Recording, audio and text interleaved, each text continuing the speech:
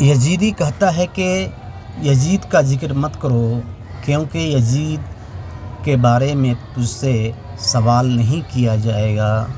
تو دوستو، ہم یزید کا ذکر اس لیے نہیں کرتے ہیں کہ یزید کے بارے میں ہم سے سوال کیا جائے گا، بلکہ یزید کا ذکر ہم اس لیے کرتے ہیں کہ اللہ تبارک تعالیٰ نے یزید کو ہمارے لیے عبرت بنایا ہے۔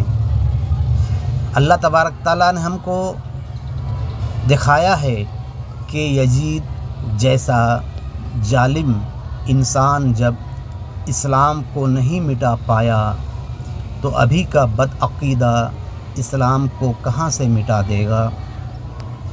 جب حسین رضی اللہ عنہ یزید سے صلح نہیں کیے تو ہم یزیدی سے کیسے صلح کر لیں۔ جب امام حسین رضی اللہ عنہ یزید کو اپنا امام تسلیم نہیں کیے تو ہم یزیدی کو کیسے اپنا امام تسلیم کر لیں۔